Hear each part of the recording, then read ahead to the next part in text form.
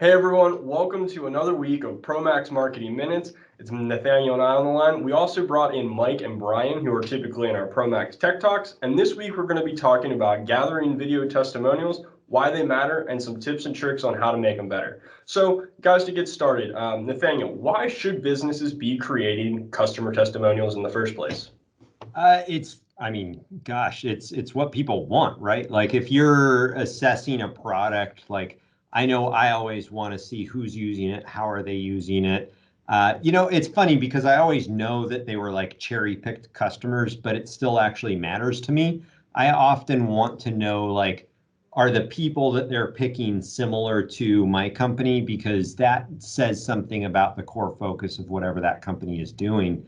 We're a small niche technology company. If all of their video testimonials are big, $5 billion plus companies, then we might not be their target market. So it helps people assess that. And I think I've also seen a lot more over the last couple of years. People don't want to engage and get all of their information from sales. So you've got to figure out ways to communicate a lot of the differentiation, a lot of how you use this product in ways other than just having, salespeople as the keepers of that knowledge.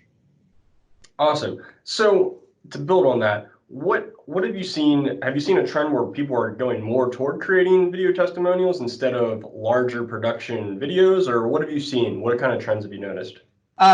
Trends, just more of everything, more big, Hollywood production type video, more down and dirty social media, low production value crap, more stuff in the middle. Customer testimonials kind of tends to be in the middle where they do need to look good. It's very helpful to have people that really know what they're doing, how to ask questions, how to edit that all together.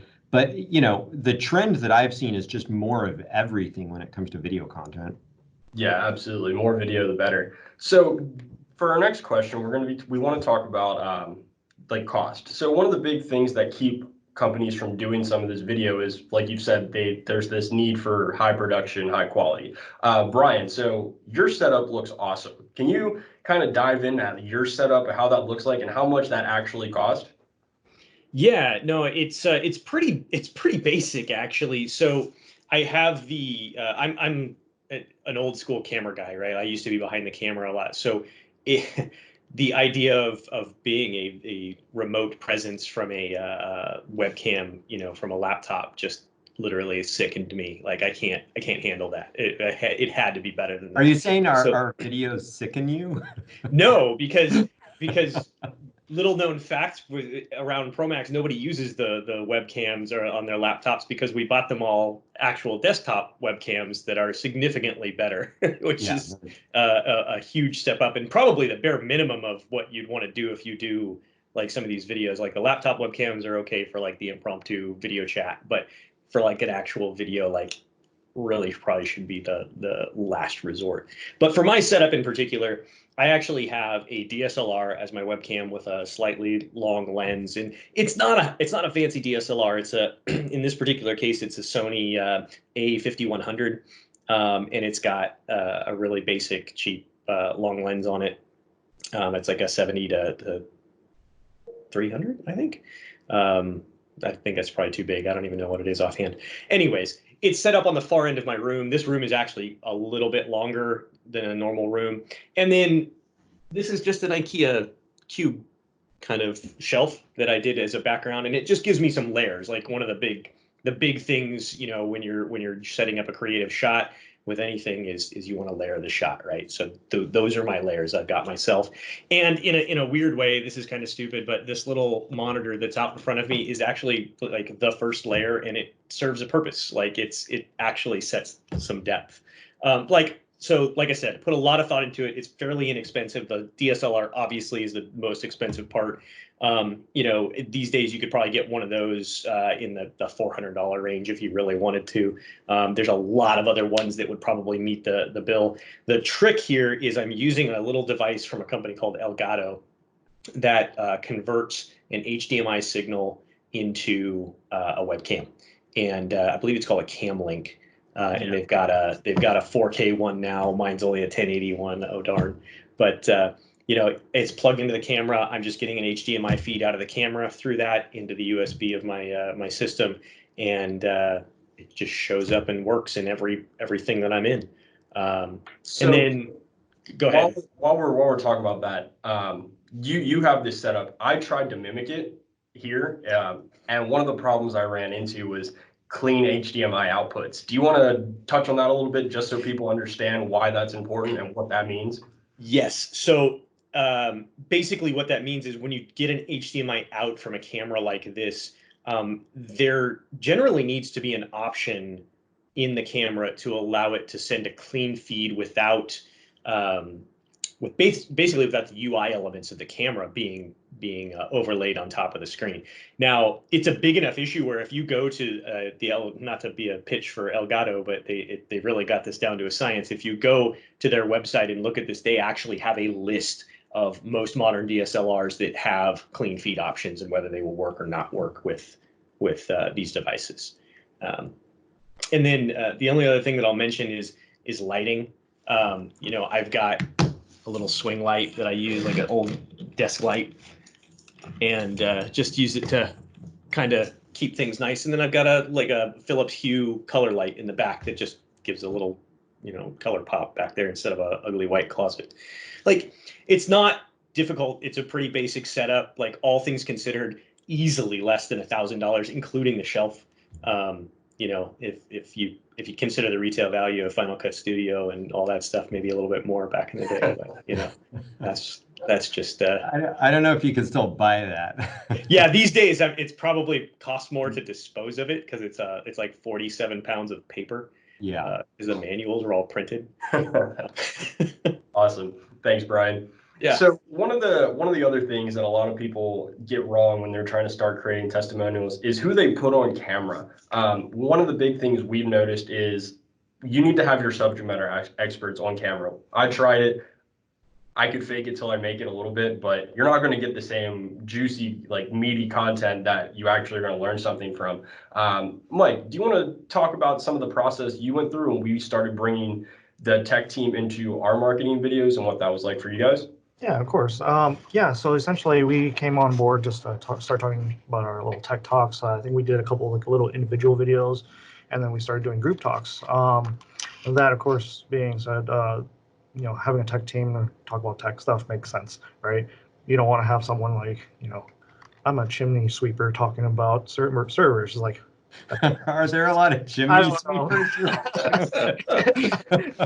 You know, unless you want like Mary Poppins going down your chimney or something. I don't know. But you want your experts to basically go over as much as possible in detail as possible. People that you know that can talk about the certain aspects that you can cover.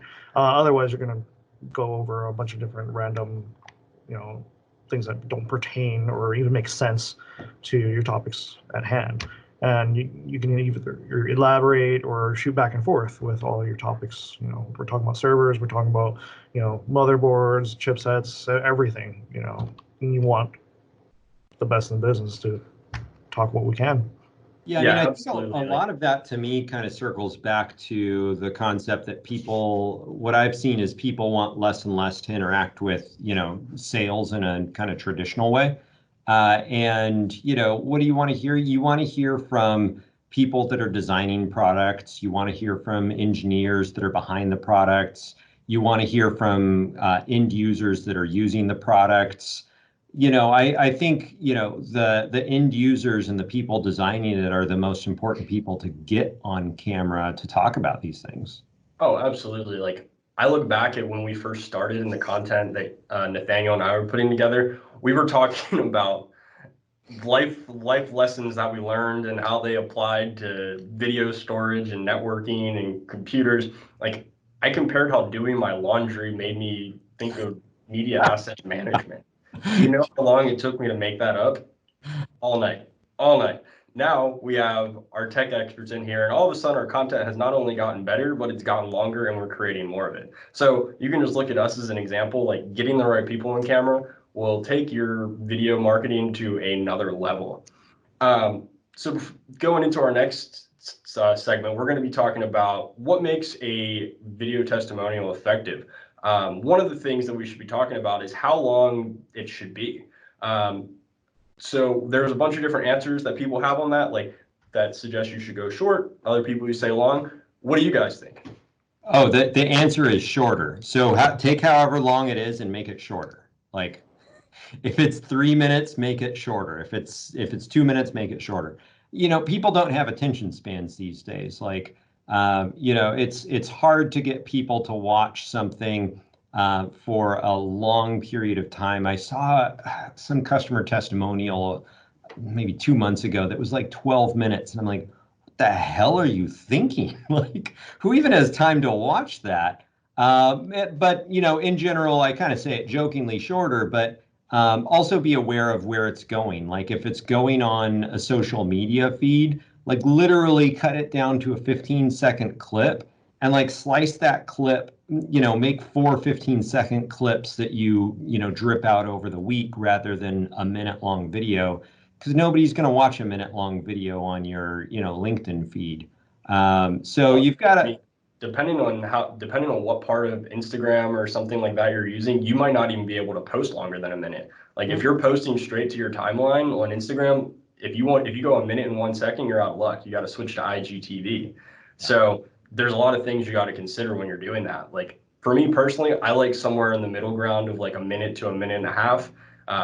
That allows you to get your message across without rambling on, which a lot of people have a tendency to do. They'll get their point out and they just feel like they need to keep talking for whatever reason. And what should take a minute and 20, a minute and 30 ends up being a 2-3 minute video where probably 50% of it is just the same story told 3 different ways. Yeah. What Mike and Brian, what do you guys think? Do you longer, shorter? Shorter every time. I mean, I say this from the context of being a tech guy who has a serious problem writing emails that are too long and doing videos that are too long. Like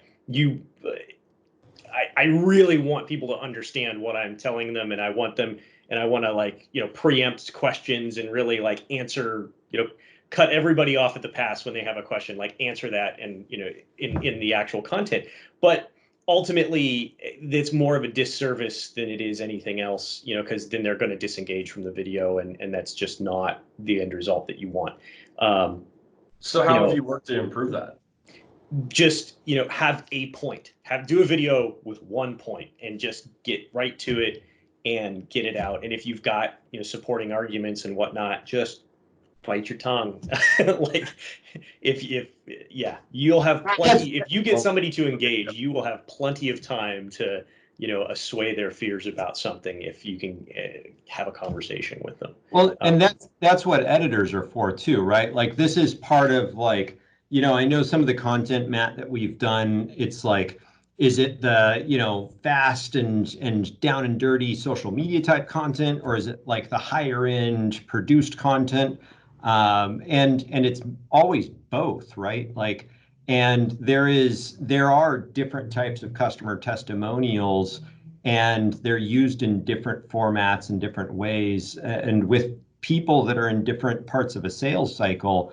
And you have to understand, you know, where something's going to be posted, you know, what part of a sales cycle you want to be talking to. You know, are they just kind of aware of some issues they're having that they'd like to solve, or are they like trying to actually decide between 2 competing products?